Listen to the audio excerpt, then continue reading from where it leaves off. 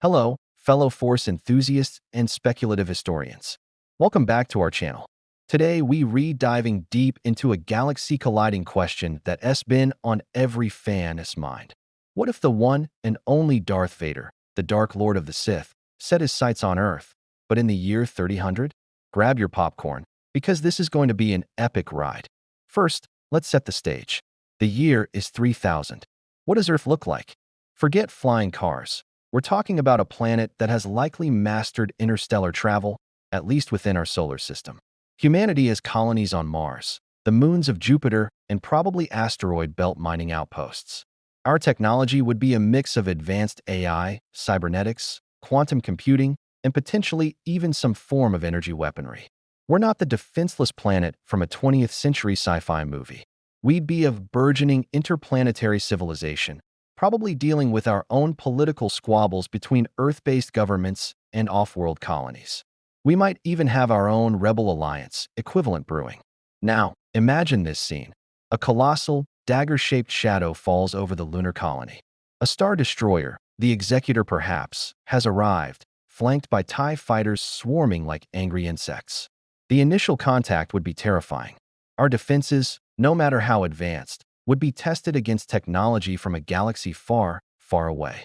Our lasers might be powerful, but are they a match for turbolasers and deflector shields? Probably not. The initial space battles would be a brutal, one-sided affair. Our fleets, brave as they may be, would be like wooden ships against an ironclad. Vader wouldn't just show up guns blazing, though. He's a strategist. He'd likely target communication networks first, using the Force and Imperial intelligence to identify our leaders and key infrastructure. Imagine him striding into the United Planetary Council on a terraformed Mars, his mechanical breathing echoing through the halls of power. The sheer presence, the palpable aura of the dark side, would sow fear and discord before a single shot was fired in the chamber. World leaders would be faced with an impossible choice: surrender or face annihilation. Some would capitulate, hoping to save their people. Others would resist, becoming martyrs for human freedom. But here's where it gets interesting. How would Vader perceive us? He'd see a species full of passion, conflict, and potential. He'd sense the Force sensitives among us. Scattered across a population of billions, there would be individuals with raw, untapped potential. Vader, ever the seeker of powerful apprentices, would see Earth not just as a planet to conquer, but as a recruiting ground. He wouldn't just bring stormtroopers, he'd establish an academy. He'd offer power to the disenfranchised, the ambitious, and the angry. Think of the allure.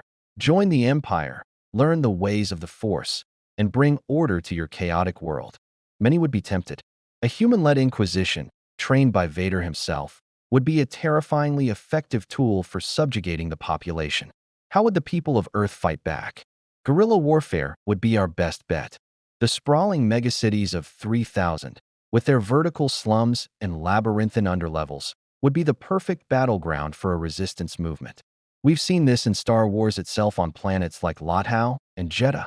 Our knowledge of our own world would be our greatest weapon. Resistance cells would use our own advanced tech against the Empire, hacking into stormtrooper comms, using urban drones for reconnaissance, and setting sophisticated traps. And what about our greatest weapon? Our spirit. Humanity in 3000, having overcome countless challenges to reach for the stars, wouldn't give up easily. The invasion would unify us like never before. The political factions, the corporate states, the Martian separatists, they'd all have to put their differences aside against a common, overwhelming enemy.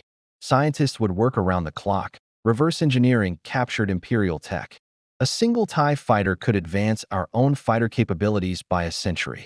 The first human-piloted X-Wing, built from scraps and sheer ingenuity, would become a powerful symbol of hope. And then there's the Jedi factor. With Force sensitives being discovered, it's only a matter of time before someone stumbles upon the light side.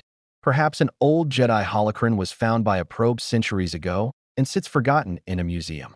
Or maybe a new Luke Skywalker emerges, a kid from a Jovian moon colony who can do things nobody can explain. This new generation of Force users, untrained but full of hope, would become the heart of the resistance. They wouldn't be Jedi Knights overnight, but they would be a spark that Vader, for all his power, would desperately want to extinguish. The war for Earth would be a long, grueling conflict. It wouldn't be a quick victory for the Empire. It would be a messy, protracted occupation with pockets of fierce resistance and regions of Imperial control. Vader might control the skies and the official seats of power, but he'd never truly conquer the hearts and minds of the people.